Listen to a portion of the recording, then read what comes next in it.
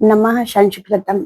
आज मैं आपको जो उत्तर रामचरितम है वो बहुत ही सरल तरीके में बता रहे। ठीक है, जो संस्कृत की प्रतियोगी परीक्षाएं हैं उन सभी के लिए बहुत महत्वपूर्ण है। तो ये क्या है, इनका परिचय है। सबसे पहले भवभूति का परिचय देखना है। तो भवभूति का परिचय में क्या है, भव श्री जा तू तेरा नीला यश पदमपुर में होगा। जब कोई जाता जाने के लिए कहते अपन तो कहते कि जा तू तेरा नीला यश पदमपुर में होगा। तो भव से हो गया भवभूति, श्री से हो गया श्रीकंठ, इनका मूल नाम है।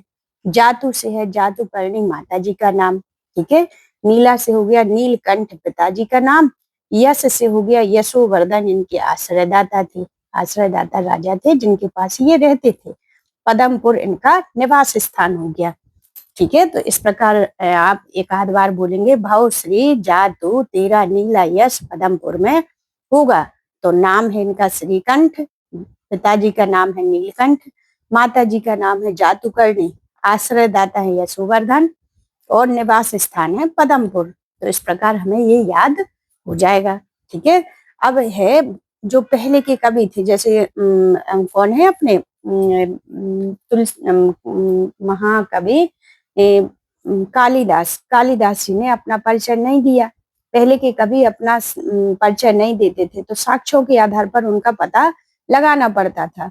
लेकिन बाद में क्या हुआ कि भवभूति ने अपने तीनों नाटकों की प्रस्तावना में अपना जीवन परिचय प्रस्तुत किया है। शुरू में ही उन्होंने अपना जीवन परिचय दे दिया। तो ग्रंथ के अंत में अपना जीवन परिचय प्रस्तुत करने वाले कवि कौन सी है, श्री हर्ष। इन्होंने 22वें सर्ग में अपना जीवन परिचय दिया है। अश्वघोष ने अंतिम पुष्पिका में अपना परिचय दिया है। जो माघ है, शिशुपाल वधम महाकाव्य के अंत में इन्होंने अपना परिचय दिया है। ठीक है, तो लास्ट में परीक्षा में आ जाए कि लास्ट में परिचय देने वाले कौन से कवि हैं, तो हर्ष, अश्वघोष और माघ। ठीक है, और शुरू में किसने दिया, हमारे भवभूति ने। अब इनकी उपाधियां थी पद, परिणत, वश्य। इस प्रकार याद कर लेना है आपको इनकी ट्रिक के द्वारा। पद, परिणत, वश्य। पद है पद वाक्य प्रमाणज्ञ, जिसने व्याकरण मीमांसा पर बहुत अधिक कंठस्थ कर लिए थे। ठीक है, परिणत है जिन्होंने विद्वता के द्वारा अपना विवाह कर लिया हो, परिणत प्रज्ञ। वश्य है वश्य वाक्य, जिसने वाणी को बस में कर लिया हो, वो है। अगला है जैसे पद वाक्य प्रमाणज्ञ। पद से हो गया अपना व्याकरण, वाक्य से हो गया मीमांसा, प्रमाण से हो गया न्याय, और ज्ञा से हो गया जानने वाला। व्याकरण, मीमांसा, न्याय जानने वाले को क्या कहते, पद वाक्य प्रमाणज्ञ कहते हैं अपना। ठीक है, अब है अर्थात भवभूति व्याकरण, मीमांसा और न्याय दर्शन के ज्ञाता थे। अब इनका समय है 7वीं 8वीं शताब्दी का पूर्वार्ध। जो 7वीं शताब्दी का पूर्वार्ध है वो समय माना जाएगा। ये जो वैदर्भी रीति के कवि हैं, कालिदास, भास, भवभूति और श्री हर्ष। ठीक है, इनकी कौन सी रीति है, वैदर्भी रीति है। इनके गुरु हैं ज्ञाननिधि, कुमारिल भट्ट भी कहलाते ये। इनका छंद है शिखरणी। ठीक है, क्या है, शिखरणी। क्षेमेंद्र ने, हमने आपको जो अभी 2-3 बार बताया है इसको, जब छंद पढ़ाए थे तब भी बताया था कि क्षेमेंद्र ने सुब्रत तिलकम में प्रशंसा की है। कालिदास ने मंदाक्रांता छंद की मेघदूत में प्रयोग किया और भवभूति ने शिखरणी छंद को उत्तर रामचरितम में प्रयोग किया है। ठीक है, क्षेमेंद्र सुब्रत तिलकम, इन्होंने कहा सुब्रत तिलकम में कि भवभूति है शिखरणी निर्गल तरंगड़ी। ठीक है, जो रस है वो अविरल गति से बहता रहता है। इनका जो शिखरणी छंद है वो अविरल गति से बहता रहता है। किनके, उसमें भवभूति के में। भवभूति की प्रशंसा प्रशस्ति में क्या है, श्रीकंठ पद लांछन भवभूति नाम। श्रीकंठ पद लांछन आ जाए और भवभूति रिक्त स्थान में आ जाए तो श्रीकंठ इनका नाम था, तो भवभूति हम लिख देंगे। पद वाक्य प्रमाणज्ञ भवभूति नाम। ठीक है, इनकी जी क्या थी, उपाधियां थी, पद वाक्य प्रमाणज्ञ भवभूति नाम, याद हो जाएगा। कवियः कालिदासत्य भवभूति तू महाकवि। आलोचकों ने कहा कि कालिदास कवि हैं और भवभूति महाकवि हैं। ठीक है, इन्होंने जो करुण रस का बहुत अधिक प्रयोग किया है। विक्रमार्क ने कहा उत्तर रामचरिते भवभूति विशेष्यते। इन्होंने 3 नाटक लिखे, उसमें जो उत्तर रामचरितम है उन्होंने इसमें करुण रस को बहुत अच्छे से विशेषता प्राप्त कर ली है, क्योंकि जो उत्तर रामचरितम है इनकी अंतिम कृति थी। कारुणम भवभूति रेव तनुते। ठीक है, करुण रस का प्रथम प्रयोक्ता कौन है? वाल्मीकि। रस परंपरा का विच्छेदक कौन है? भवभूति। ठीक है, इन्होंने काय का प्रयोग किया? सभी रस तो है, लेकिन करुण रस का प्रयोग पूर्णतः भवभूति ने किया है। गोवर्धनचार्य भूधर भूरेव भारती भांति। ठीक है, तो इसमें कहा है भू का प्रयोग हुआ, इसलिए अनुप्रास अलंकार है। काय का प्रयोग किया? गोवर्धनचार्य ने अनुप्रास अलंकार का प्रयोग किया है। ठीक है, भू धन यो कौन सी संधि? इसमें विसर्ग संधि का प्रयोग किया गया। इस प्रकार हमने अपने चैनल पर आपको कुमार संभव और रघुवंशम और बहुत सारे महाकाव्य और छंद बहुत अच्छे से पढ़ाए हैं। उसको देखेंगे तो आपको एक बार में याद हो जाएगा। इससे नोट्स भी बना सकते हैं। तो इससे जुड़ने के लिए आपको चैनल को सब्सक्राइब, लाइक और शेयर करना है, ताकि सभी लोगों तक ये संस्कृत साहित्य पहुंच सके। हमारा एक ही प्रयास है कि हमारे भारत देश में संस्कृत का प्रचार प्रसार हो। ठीक है, भवभूति का कृतित्व क्या है? नाटक त्रय। इन्होंने 3 नाटक लिखे हैं। कौन कौन से? उत्तर रामचरितम, महावीर चरितम और मालती माधव। ठीक है, उ मामा, उ से हो गया उत्तर रामचरितम, माँ से हो गया महावीर चरितम और माँ से हो गया मालती माधव। तो उत्तर रामचरितम और महावीर चरितम में 7 अंक है और मालती माधव में 10 अंक है। ठीक है, इनकी जो मालती माधव है ये प्रथम है, ये मध्यम है, उत्तर रामचरितम इनकी लास्ट कृति है। ठीक है, और रचना के काल पे आ जाए तो मालती माधव, महावीर चरितम, उत्तर रामचरितम। ठीक है, तो इस प्रकार लिख देना। उपजीव्य क्या है? रामायण का उत्तरकांड। जो वाल्मीकि जी ने रामायण लिखी उसी के उत्तरकांड को लेकर के इन्होंने ये क्या लिखा? अपना उत्तर रामचरितम लिखा है। पद्म पुराण का पाताल खंड, जो पद्म पुराण है उसके पाताल खंड से भी ये उत्तर रामचरितम लिया गया है। शकुंतला व सीता दोनों का मुख पद्म के समान है। जो शकुंतला और सीता दोनों कैसे ली गई? पद्म पाताल खंड से ली गई है। पद्म पुराण के पाताल खंड से लिया गया। अब उत्तर रामचरितम का परिचय। तो रचयिता कौन है? भवभूति। काव्य का प्रकार क्या है? नाटक है। ये क्या है? ये नाटक है अपना। ठीक है, और अंक कितने हैं? 7। रस है करुण रस। सर्वाधिक प्रयोग छंद, सबसे ज्यादा प्रयोग किया है इन्होंने शिखरणी छंद का। रीति है इनकी वैदर्भी। काव्य की उपमा गर्भ नाटक से। गर्भ नाटक वो नाटक कहलाता जिसके अंदर, नाटक के अंदर ही नाटक की रचना की जाए, वो गर्भ नाटक कहलाता है। ठीक है, अगला है कि काव्य की उपमा गर्भ नाटक। नायक है राम, धीरोदात्त और अधीर।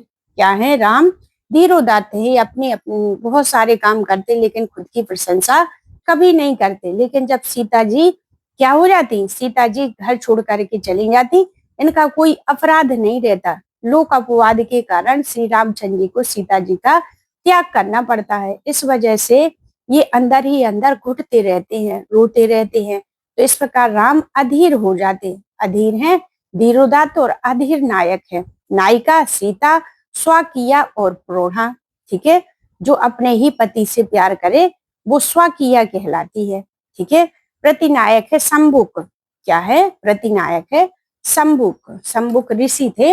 ये क्या थे कि शंभुक ऋषि, इन्हों किसी ने बताया था कि यदि आप किसी भी बालक की बलि चढ़ाएंगे तो क्या होगा? आपका यज्ञ सफल हो जाएगा। इस प्रकार एक ब्राह्मण बालक की हत्या कर देते हैं, इसलिए प्रतिनायक में शंभुक है। नाट्यगत विशेषताएं क्या है? विदूषक का अभाव है इसमें, क्योंकि रामचंद्र जी अलग रहते ना और सीता जी चली जाती, तो इनमें क्या है? दूर दूर नायक नायिका रहते, तो इसमें विदूषक का अभाव है। प्रकृति का सर्वाधिक मानवीकरण में दिखता हमें अभिज्ञान शकुंतलम के 4थे अंक में। जब शकुंतला की विदाई होती तो उस समय पेड़ पत्ते अपने अपने पेड़ हैं जो पत्ते गिरा देते। ठीक है, पशु पक्षी हैं वो रोने लगते और पत्ते जो लताएं हैं वो कैसी होती? मुरझा जाती जब शकुंतला जाती। तो इस प्रकार कालिदास जी ने अभिज्ञान शकुंतलम के 4थे अंक में मानवीकरण का बहुत अधिक प्रयोग किया है। उसी प्रकार उत्तर रामचरितम के तीसरे अंक में जब सीता जी चली जाती तो जो तमसा मुरला नदियां हैं वो सीता जी से बातें करती, ठीक है। वन देवती बासंती क्या है, वन देवी है, वो भी बातें करती। तो प्रकृति का बहुत अधिक मानवीकरण किया गया है। गर्भ नाटक की योजना, हमने बताया कि नाटक के अंदर ही नाटक की योजना की जाए तो वो गर्भ नाटक कहलाता है। नायक का अधीर होना, श्री रामचंद्र जी बिना अपराध के सीता जी को त्यागते, इस कारण क्योंकि वो गर्भवती भी थी, उनकी बहुत अधिक उन्हें चिंता भी है और बहुत अधिक उनके उसमें रोते रहते हैं, देखते हैं जब किसी को भी तो उन्हें अधीर हो जाते। अंकों के नाम है चित्र दर्शन, चित्र विधि दर्शन, ठीक है। जब सीता जी गर्भवती थी तो उन्होंने रामचंद्र जी से कहा है कि हमें क्या है, प्रकृति को देखने की बहुत अधिक इच्छा होती। तो रामचंद्र जी ने एक अर्जुन नाम का चित्रकार था, उसको बुलाया और रामचंद्र जी के विवाह से लेकर के रामचंद्र जी के घर लौटने तक के जितने चित्र हैं वो सारे उन्होंने एक हॉल में बनवा दिए, प्रकृति का खूब अच्छा चित्रण करवा दिया। तो इस प्रकार इस अंक का नाम चित्र दर्शन हो गया। अगला है पंचवटी प्रवेश। पंचवटी में कौन है, पंचवटी में प्रवेश कर जाते, कौन कौन प्रवेश करता, कौशल्या और जनक जी पंचवटी में जाते हैं। छायांक, इसमें क्या है, सीता जी छाया के रूप में है इसलिए छायांक है। कौशल्या जनक योग, कौशल्या और जनक का योग है। और कुमार विक्रम, इसमें लव का जन्म हो जाता, ठीक है, शरारत है उनकी। सम्मेलन, सभी लोग जोड़ते हैं इसमें, राम लक्ष्मण सभी इकट्ठे हो जाते। गर्भांक, नाटक के अंदर ही नाटक की रचना की जाती, इसलिए इसको गर्भांक कहते हैं। परीक्षा में पहला पूछा जाता कि उत्तर रामचरितम के प्रथम अंक का नाम क्या है, तो चित्र दर्शन, ठीक है। तीसरे को पूछा जाता तो छायांक और सातवें को पूछा जाता है तो गर्भांक। इनको हमें अच्छे से याद करना है, ठीक है। तो अब आता हमारा पात्र परिचय। पात्र परिचय में नायक है रामचंद्र जी, नायिका है सीता और प्रतिनायक है शंभु और वाल्मीकि रामायण के रचयिता हैं, ठीक है। तो इसमें क्या है, राम द्वारा परित्यक्ता सीता यही निवास करती हैं, कहाँ पर, वाल्मीकि के आश्रम में। लव कुश का जन्म गंगा भागीरथी नदी में, किंतु से समय वाल्मीकि आश्रम में। कहा जाता कि जब सीता जी गर्भवती थी, जब उनको प्रसव पीड़ा हुई तो वो भागीरथी माँ गंगा की शरण में चली गई और उन्हीं गंगा की धारा में ही उन्होंने किसको, लव कुश को जन्म दिया था। इस प्रकार की धारणा उत्तर रामचरितम में बताई गई। किंतु जो शेष समय है वो कहाँ गुजारा उन्होंने, वाल्मीकि के आश्रम में। लव कुश का बाल्यकाल यही व्यतीत होता है, कहाँ पर, वाल्मीकि के आश्रम में इनका बाल्यकाल व्यतीत होता। सौधांतिक और दंडायन ये क्या है, वाल्मीकि ऋषि के शिष्य हैं, ठीक है। जैसे सारंगत और शार्दूल ये किसके थे, अपने कंडू ऋषि के। चंद्रकेतु लक्ष्मण के पुत्र का नाम है और अश्वमेघ यज्ञ के संरक्षक था। जो अश्वमेघ यज्ञ था उसके घोड़े का संरक्षक थे ये। सुमंत्र मंत्री और सारथी है, अश्वमेघ यज्ञ के रथ का सारथी है ये, ठीक है, मंत्री भी है। और जो अश्वमेघ यज्ञ किया था अपने राज्य को बढ़ाने के लिए अश्वमेघ यज्ञ किया जाता और उसमें जो घोड़ा रहता उसको पूरब में, पश्चिम में, उत्तर में, दक्षिण में, चारों दिशाओं में छोड़ा जाता। यदि वह घोड़ा हमारा वापस क्या है, किसी ने छेड़ा नहीं, वापस आ गया तो ये बताया जाता कि वो राजा चक्रवर्ती राजा कहलाता है। इस प्रकार जो रथ थे उस रथ के सारथी थे सुमंत्र और रक्षक थे चंद्रकेतु। दुर्मुख, दुर्मुख क्या है, सीता विषयक जन्म अपवाद की सूचना लाने वाला गुप्तचर है। दुर्मुख जिसका मुख अच्छा ना हो, जिसका मुख ही अच्छा ना होगा तो वो अच्छी सूचना कहाँ से लाएगा। तो इस ट्रिक के द्वारा हमें याद कर लेना कि जो दुर्मुख है वो सीता विषयक जन अपवाद की सूचना लाने वाला गुप्तचर है। शंभु क्या है, ब्राह्मण की हत्या करने वाला प्रतिनायक है, ब्राह्मण पुत्र की हत्या कर वाला शंभु प्रतिनायक है। अरुंधति कुल गुरु वशिष्ठ की पत्नी थी। जो कुल गुरु वशिष्ठ थे रामचंद्र जी के, उनकी पत्नी का नाम था अरुंधति। गंगा नदी, गंगा नदी के किनारे ही राम के आदेशानुसार लक्ष्मण द्वारा सीता जी का परित्याग कर दिया गया था। जब सीता जी बोली कि हमें प्रकृति देखने का मन है, पहले ही से बोल रही थी, तो रामचंद्र जी ने लक्ष्मण जी से कहा कि आप इन्हें वहीं पर छोड़ आना।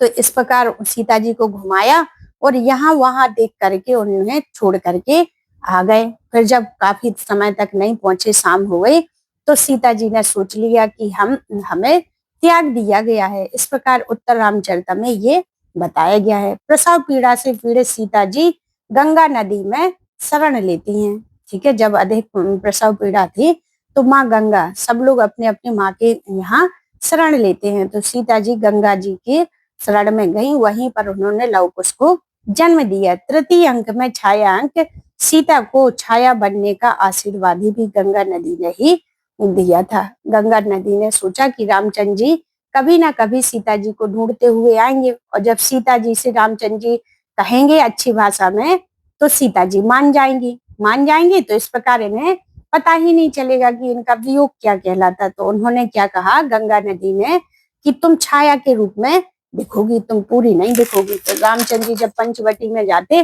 तो वहां क्या होता, सीता छाया के रूप में रहती हैं, लेकिन रामचंद्र जी को नहीं दिखती।